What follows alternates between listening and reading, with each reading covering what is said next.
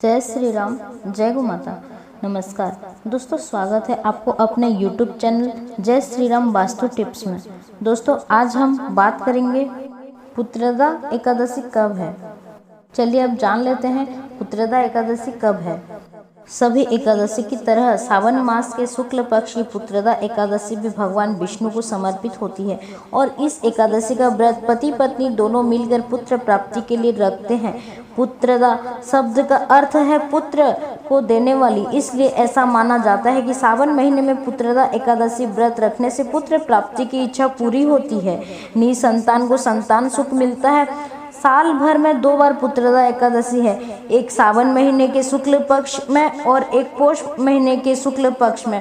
इन दोनों पक्ष में इस दिन निर्जल निराहार या फिर फलाहार ग्रहण करके उपवास रखा जाता है। जो लोग पुत्र प्राप्ति की इच्छा रखते हैं वो इन दोनों दंपति को मिलकर इस व्रत को धारण करना चाहिए। इस दिन अनाज, दाल, चावल, प्याज और मांसाहारी भोजन खाना सभी के लिए वर्जित माना जाता है। एकादशी व्रत की शुरुआत 10वीं तिथि से हो जाती है और व्रती को 10वीं तिथि को दोपहर तक केवल सात्विक भोजन ही करना चाहिए। 10वीं तिथि को सूर्यास्त के बाद अन्न ग्रहण नहीं करना चाहिए। एकादशी के सूर्योदय से लेकर द्वादशी तिथि के सुबह तक व्रत के नियमों का पालन करना होता है।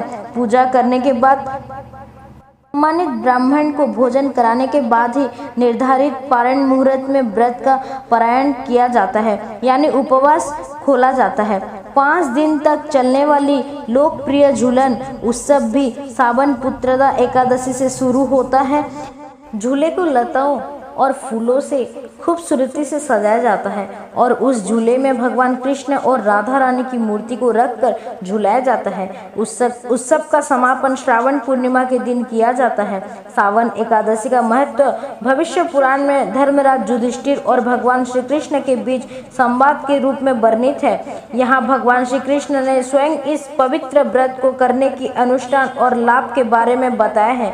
पुत्र प्राप्ति के आशीर्वाद के लिए विष्णु भक्त अपने पापों को धोने और मोक्ष प्राप्ति की इच्छा से भी इस एकादशी का व्रत करते हैं। संतान प्राप्ति की कामना के लिए या फिर संतान से जुड़ी समस्याओं के निवारण के लिए आज के दिन विशेष रूप से भगवान श्री कृष्ण के बाल गोपाल स्वरूप की पूजा करके बाल गोपाल मंत्र का जाप करना चाहिए, जो कि इस प्रकार है।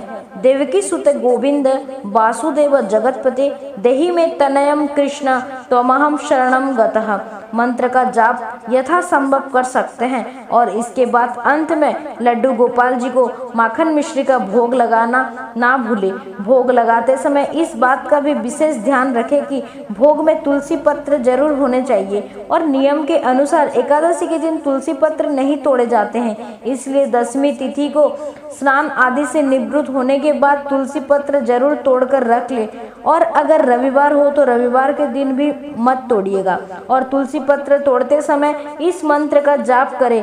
ओम सुभद्राय नमः, ओम सुप्रभा नमः और माता तुलसी गोविंद हृदय नंद कारिणी नारायण पुजारली वाम नमस्तुते सुभद्रा और सुप्रभा तुलसी माता की ही नाम है। इनके अलावा आप ओम श्री तुलसी नमः मंत्र का भी जाप कर सकते हैं। तुलसी पत्र तोड़ने से पहले हमेशा जूते चप्पल उतारकर तुलसी माता को प्रणाम करने के बाद ही तुलसी के पत्ते तोड़ने चाहिए। श्रावण शुक्ल पक्ष की एकादशी तिथि प्रारंभ होगी 15 अगस्त गुरुवार को सुबह 10:02 से और समाप्त होगी 16 अगस्त शुक्रवार को सुबह 9:39 पर।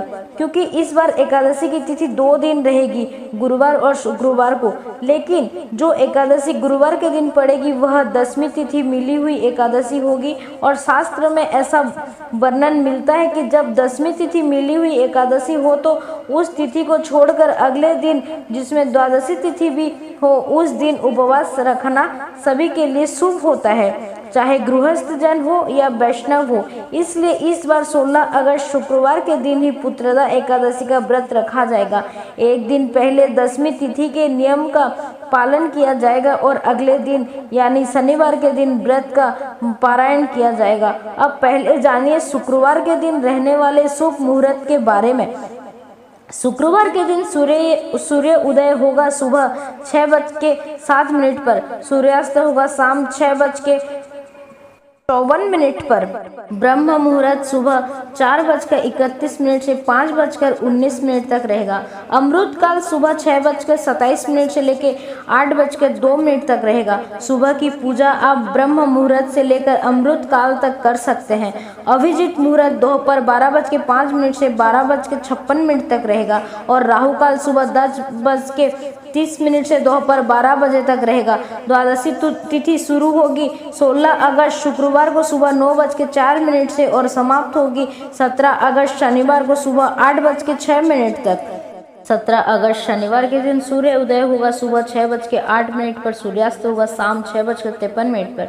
ब्रह्म मुहूर्त सुबह 4:31 से 5:19 तक रहेगा। अमृत काल सुबह 7:01 से 8:44 तक रहेगा और राहु काल सुबह 9:09 से 10:30 तक रहेगा।